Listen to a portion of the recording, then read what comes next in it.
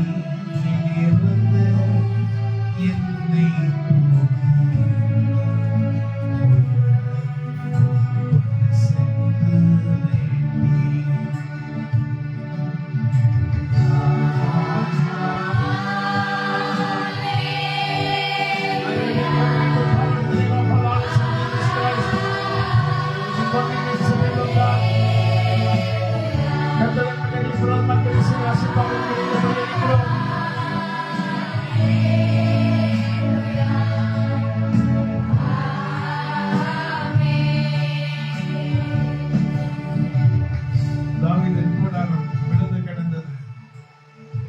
கர்த்தர் சொன்ன வார்த்தையும் விழுந்து போகவில்லை. ஆண்டவர் சொன்ன வார்த்தை விழுந்து போகவில்லை. தாவீதின் கூடாரம் விழுந்திருந்தது. கர்த்தர் அதை அநேக நேரங்களிலே உற்று பார்க்கிறார். கர்த்தருடைய கண்கள் தாவீதின் கூடாரம் எப்பொழுது மறுபடியும் எழுப்பி நிற்கும்படி செய்யும்படி கர்த்தருடைய கண்கள் எப்பொழுது இறங்கும் என்று பிதாவை நோக்கி இயேசு கிறிஸ்துவின் கண்கள் நோக்கி கொண்டிருக்கிறது.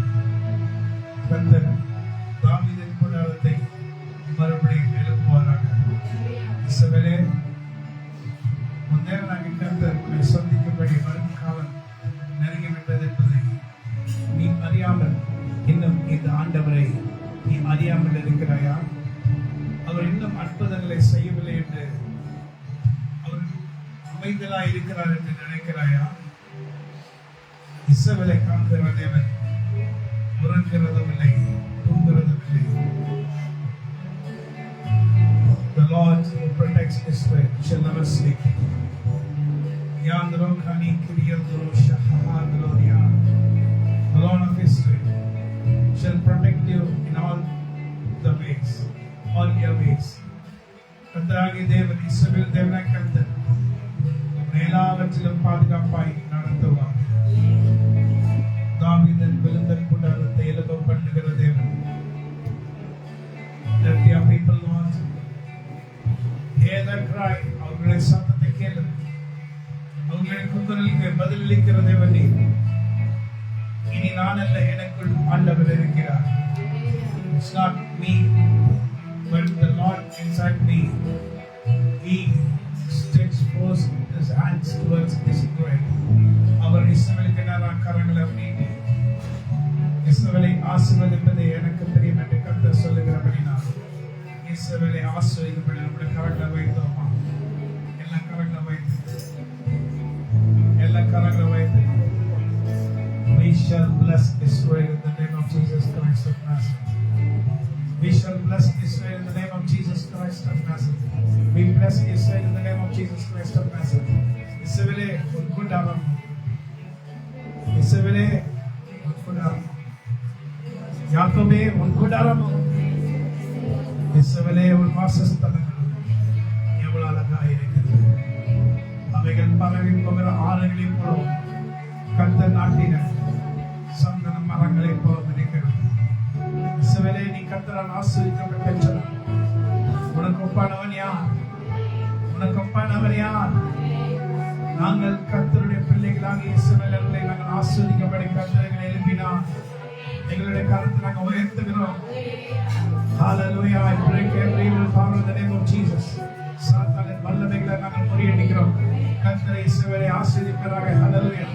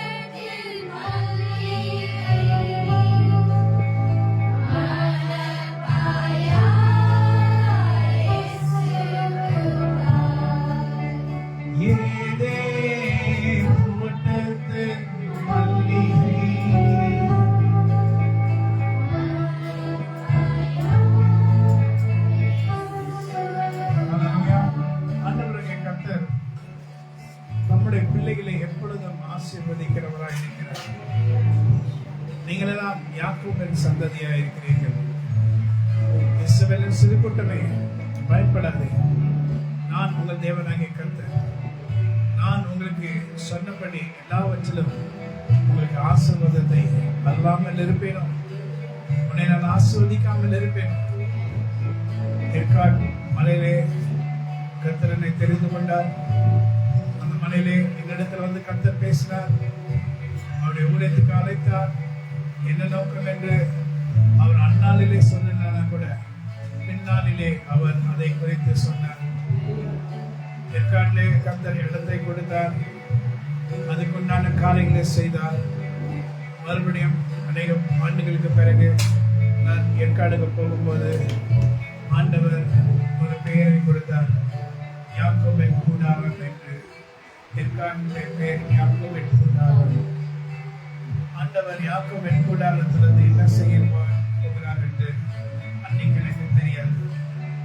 இன்னைக்கு கர்த்தர் என்ன செய்ய வைக்க போகிறார் என்று கூட எனக்கு தெரியாது, நேற்று கூட தெரியாது.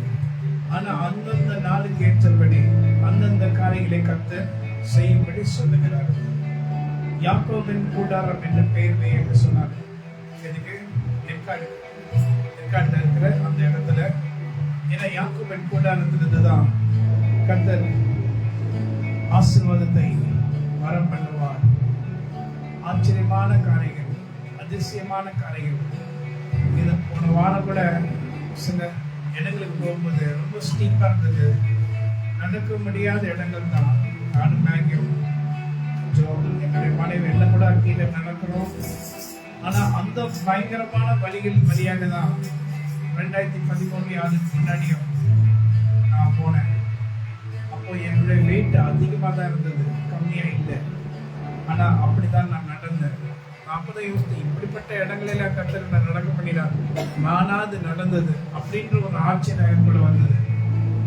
எஸ், யாக்கோபின் கூடாரத்தை கர்த்தர் ஆசீர்வதிக்க சித்தம் பண்ணிருக்கிறார். அப்போ அந்த ஏற்காடை மறுபடியும் கட்டி சரி பண்ண போகும்போது யாக்கோபின் கூடாரம் மறுபடியும் கட்டி எழுப்புகிறார். யாக்கோபின் கூடாரத்தை மறுபடியும் கட்டி எழுப்பினார். அந்த ஏற்காடுல கால் வைக்கிற வரைக்கும் எனக்கு அவ்வளோ வேதனைகளும் பயங்களும் மறுபடியும் வந்தது. இந்த நாட்டில் 2000 அந்த கொரோனாக்கு முன்னாடி அப்போ கர்த்தர் அந்த யாக்கோபு ஆசீர்வாதங்களை குறித்து அந்த வசனங்களை என்ன புஸ்தகத்துல இருந்து எனக்கு படிக்க சொன்னார். அதை நான் படிச்சேன். அப்பதான் இந்த பாடல் எனக்குள்ள வந்தது. என்ன பாடல்னா, அருமையான ராகம். அதுக்கு ஒரு ராகத்தை கர்த்தர் தான் கொடுத்தாரு.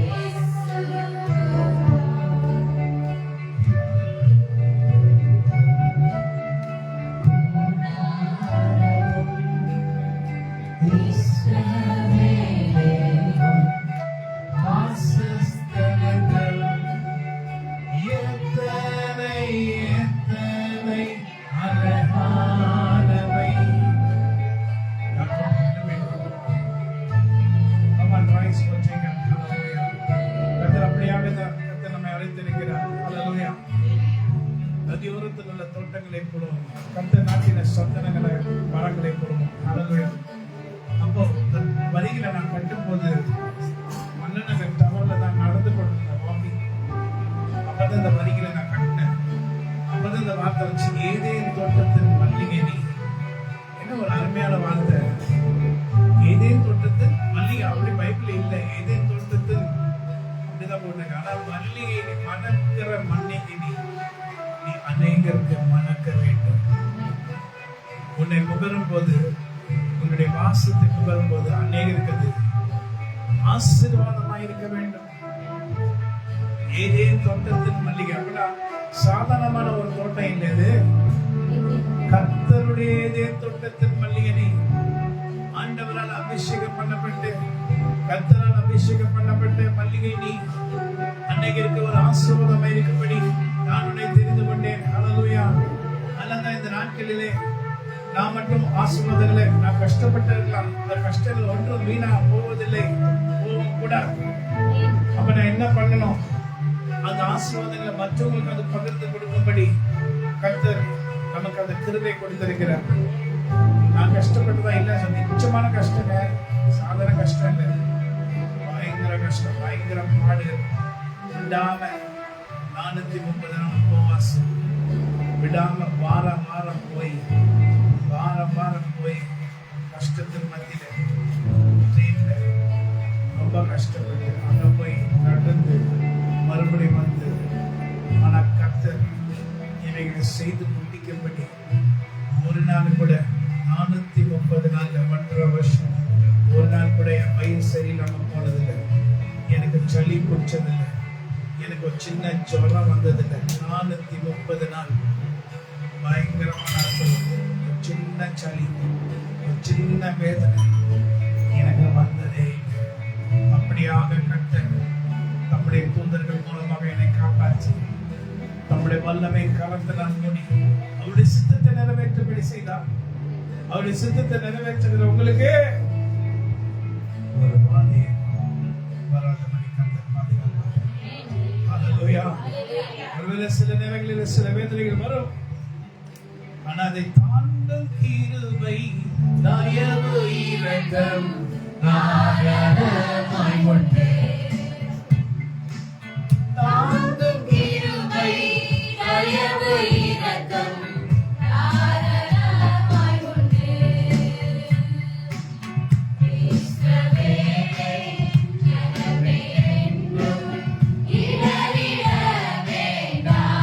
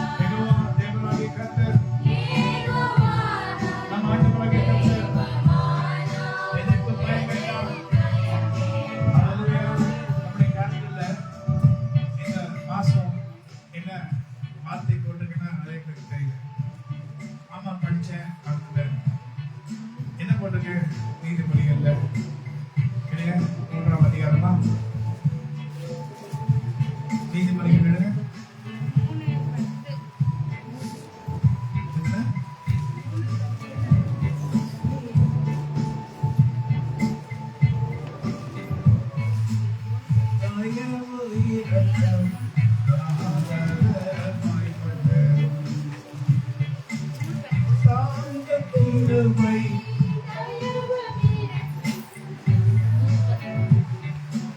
இந்த இடத்துல அப்பொழுது உன் களஞ்சியங்கள் பூர்ணமாய் நிரம்பும்.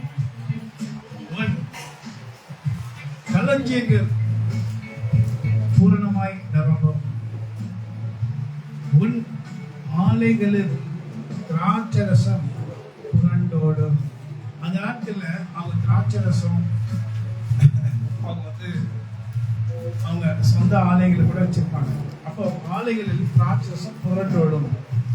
அவங்களுக்கு இருக்கிற பணம், அவங்களுக்கு இருக்கிற ஆசீர்வாதம் களஞ்சியங்களிலும் திராட்சரசத்திலும் இருந்தது அந்த நாட்கள்ல. சோ இப்போ இந்த இடத்துல நான் உங்களுக்கு சொல்ல வேண்டிய வார்த்தை என்னன்னா, இந்த மாசம் நம்ம கேலண்டர்ல கொடுத்துருக்க வார்த்தை என்னன்னு கூட உங்களுக்கு தெரியாது. பாருங்க, ஒன் கேலண்டர்ல அப்பொழுது உன் களஞ்சியங்களும் பூர்ணமாய் நிரப்பும். உன் ஆலைகளில் திராட்சரசம் புரண்டோடும். அப்பொழுது எப்பொழுதுன்றதுதான் முக்கியம். ஓ அப்பொழுது வெரி குட். ஓ அப்பொழுதுதான் வெரி குட். நமக்கு ஒரு நிரம்பும். எப்பொழுது அதான் படிக்க என் மகனே, என் போதகத்தை மறவாதே, உன் இருதயம் என் கட்டளைகளை காக்க வேண்டும். எப்பொழுது எப்பொழுது இதெல்லாம் செஞ்சீங்கன்னா உன் இருதயம் என் கட்டளைகளை காக்க கிடந்தது. அவைகள் உனக்கு நீடித்த நாட்களையும் தீர்க்காயுசையும் சமாதானத்தையும் பெருக பண்ணும். அல்லேலூயா. என்னது? அவைகள் உனக்கு நீடித்த நாட்களையும் தீர்க்காயுசையும் சமாதானத்தையும் பெருக பண்ணும். அல்லேலூயா. ஆண்டவரே, எனக்கு தீர்க்காசை கொடுங்க, அதை கொடுங்க, இதை கொடுங்கன்னு கேட்கிறோம். எப்பொழுது? என் போதகத்தை மறவாதே. அப்புறம் பாருங்க, கிருபையும் சத்தியமும் உன்னை விட்டு விலகாதிருப்பதாக. கிருபை, கர்த்தருடைய கிருபையை விட்டு விலகக்கூடாது. ஆண்டுடைய வேதத்தை விட்டு விலகக்கூடாது. சத்தியம் என்றால் வேதம். நீ அவைகளை உன் கழுத்திலே போட்டு அவைகளை உன் இருதயமாகிய பலகையில் எழுதிக்கொள். எங்க எழுதணுமா? இருதயமாகிய பலகையில் நீ எழுதிக்கொள். தேவ பிள்ளையே, அவைகளை உன் இருதயமாகிய பலகையில் எழுதிக்கொள். கிருபையும் சத்தியம் உன்னை விட்டு விலகாதிருப்பதாக. எப்படி இந்த கிருபையும் சத்தியம் விலகுதுன்னா, வேதத்தை வாசிக்கிறது இல்ல, கர்த்தரை துதிக்கிறது இல்ல, எந்த ஒரு காரியத்தை செய்யறதில்ல. காலையில சும்மா வாட்ஸ்அப் எடுத்து பாக்குறோம். அவங்க யாரெல்லாம் வாட்ஸ்அப் நமக்கு அமைச்சிருக்காங்க, என்ன பண்றாங்க, அது என்ன பண்றாங்க, இவங்க என்ன பண்றாங்க, அந்த பொண்ணு குட்டி எப்படி மேல போச்சு, மேலது எப்படி காப்பாத்துறாங்க, இதை பாக்குறோம், அதை பாக்குறோம். இவங்க டான்ஸ் எப்படி இருக்கு, அவங்க டான்ஸ் எப்படி இருக்கு, எல்லாம் செய்யறதா சொல்றேன். நானு யாரும் மறைச்சு சொல்லல. தேவ பிள்ளைகளே, இங்க பாருங்க, அதனால் தேவனுடைய பார்வையிலும், 4 வசனத்துல, மனுஷனுடைய பார்வையிலும் தயையும் நற்புத்தியும் பெறுவாய். தேவனுடைய பார்வையில பாருங்க, வசனத்தை கர்த்தர் கொடுத்துட்டாரு. ஓ எனக்கு நடக்கும்னா கொஞ்சம் இன்க்ரீஸ் பண்ணுங்க. எப்ப நடக்கும்? தேவ பார்வையிலும் மனுஷ பார்வையிலும் தயையும் நற்கிரியும் பெறுவாய். ஹல்லேலூயா. ஆமென் சொல்லுங்க. தேவ பிள்ளைகளே, இவைகளின்படி நாம் நடப்போமானால் அப்பொழுது வந்து இந்த ஆசை, உன் சுய புத்தியின் மேல் சாயாமல். எனக்கு எல்லாம் தெரியும், I should believe me. நான் என்ன நம்பணும்? இந்த உலகத்துல எது நிரந்தரம் இல்லை அப்படி என்னென்ன சொல்லிக்குவாங்க. தாங்கத்தை நமக்கு எதுவுமே நிரந்தரம் நான் சொல்ல மாட்டேன். ஏன்னா எல்லாமே எங்களுக்கு நிரந்தரம்.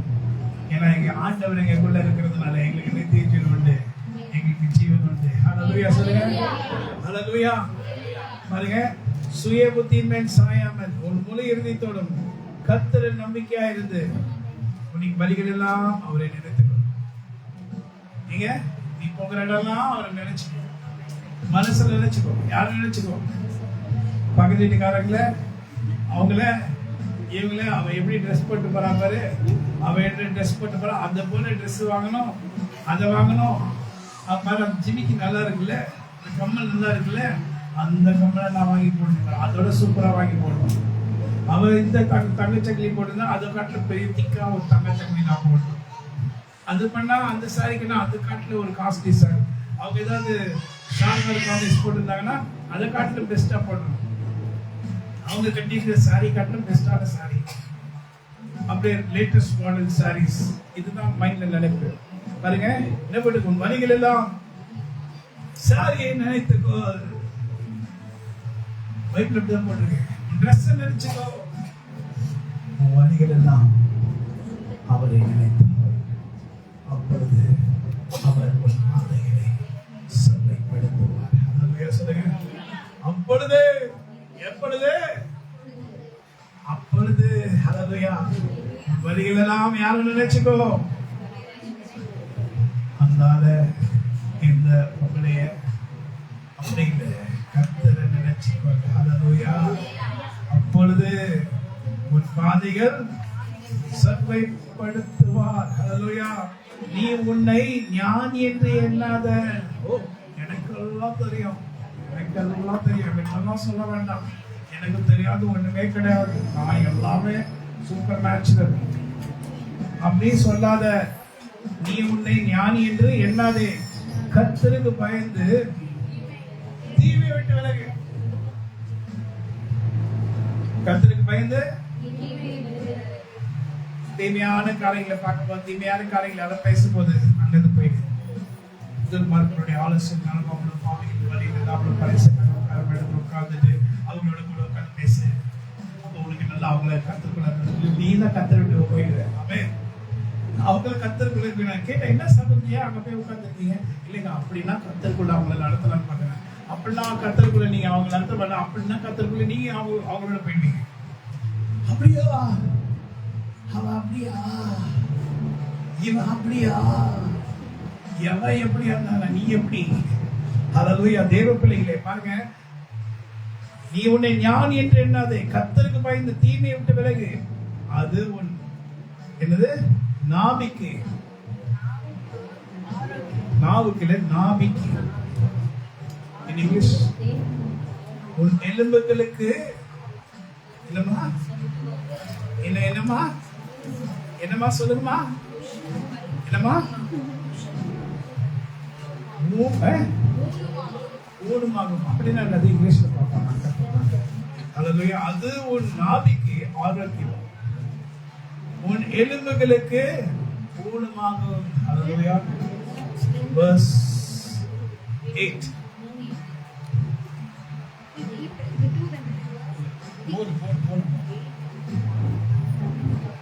It shall be health to thy navel and marrow to thy bones. Amen.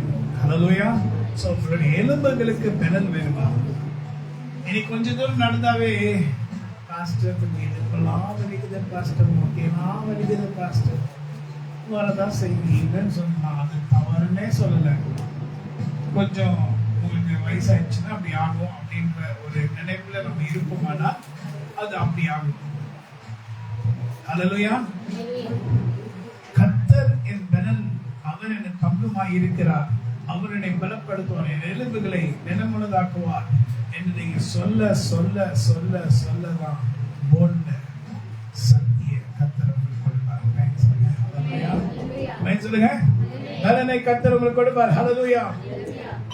Dev ஞானி என்று எண்ணாத, கர்த்தருக்கு பயந்து தீமை விட்டு விலகினா போதுமா? முட்டு வலி சரியா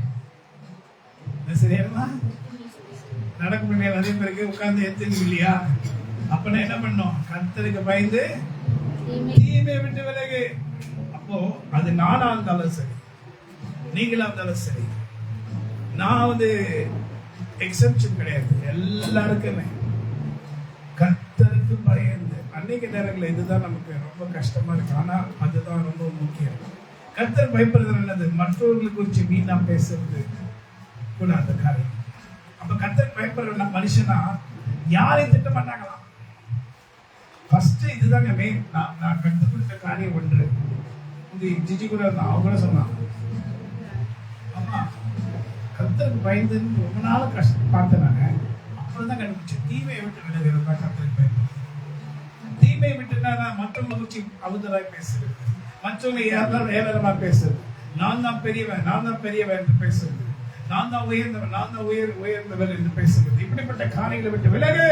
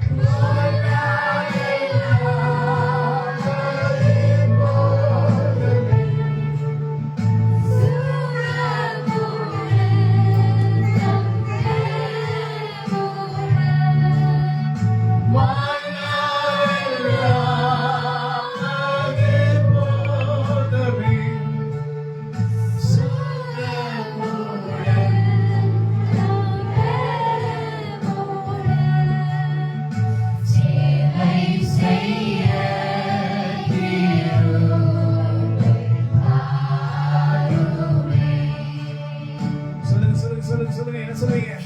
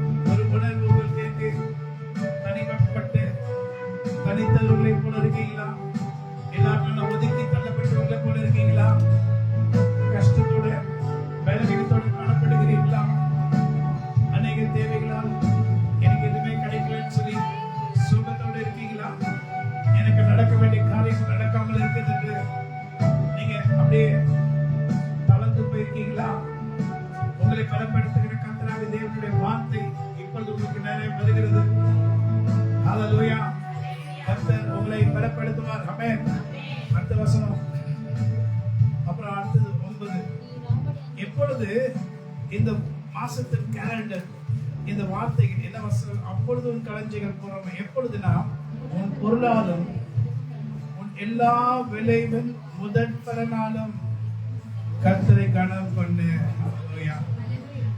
என்ன பண்ணுமா? உன் பொருளாலும்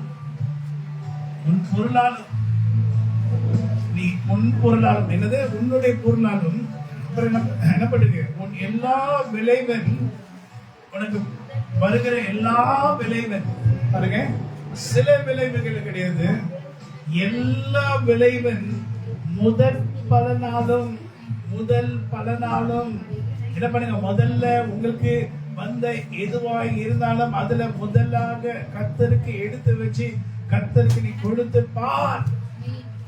அப்பொழுதுதான் உன் களஞ்சியங்கள் பூர்ணமாய் நிரம்பும். ஹல்லேலூயா. இன்னைக்கு நம்ம நிறைய பேர் என்ன பண்றோம்? வேஸ்டா போய் செலவு பண்ணிட்டு வரோம். எங்கெங்கே போய் கொடுத்துட்டு வரோம் நம்முடைய காசை, கஷ்டப்பட்ட காசை. ஏன்? கனம் பண்ணவில்லை. ஹalleluya. உன் எல்லா விளைவின் முதற் பலனாலும் கர்த்தரை கனம் பண்ணு. அப்புறம் தான் என்ன பண்ணுங்க, அப்பொழுது நீங்க நிறைய பேருக்கு வந்துட்டே இருக்கும், டக்குன்னு ஒரு ஸ்டாப் ஆயிடும். ஏன்? நீ கர்த்தருக்கு கொடுக்க வேண்டியது நீ கொடுக்கல.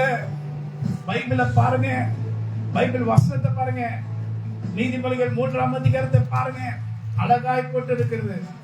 பொருளாலும் உன் எல்லா விளைவின் முதற் பலனாலும் கர்த்தர் உனக்கு கொடுத்தான்.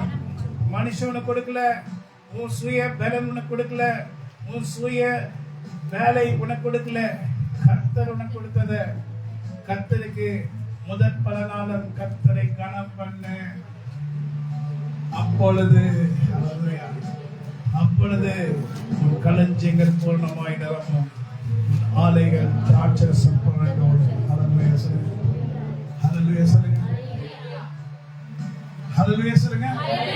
இப்ப கேட்டீங்களா? எப்பொழுது நமக்கு ஆசீர்வாதம் வரும்னா, நாம இவைகள் எல்லாவற்றிலும் சரியாய் நடக்கிறவங்களா நம்ம இருப்போம்னா, அப்பொழுது கர்த்தர் நம்மை ஆசீர்வதித்து, நம்மை எல்லாவற்றிலும் ஆசீர்வதித்து, நம்மை கனப்படுத்தி, நாம் வெட்கப்பட்டு போகாதபடி நம்மோட கூட இருந்து, நாம் தலை குனிந்து நிற்காதபடி, நம் தலைகளை உயர்த்தும்படி கர்த்தருடைய கரம் நம்மை தூக்கிவிட்டு, கர்த்தருடைய கரத்தின் வல்லமையினால் நம்மை மூடி, நம்மை பாதுகாத்து அவருடைய தூதர்களை அனுப்பி நம்மை காக்கும்படி சொல்லி, அவர் எல்லா நேரங்களும் நம்மோட கூட இருந்து நம்மை நடத்துவார். நமக்கு விரோதமாய் எழும்புகிற எல்லா பிசாசின் ஆவிகளை கர்த்தர் முறியடிப்பார். ஹல்லேலூயா. நாம் நன்மை பெற்றுக் கொள்ள வேண்டும் என்றால் ஜாக்கிரதையா இருக்க வேண்டும்.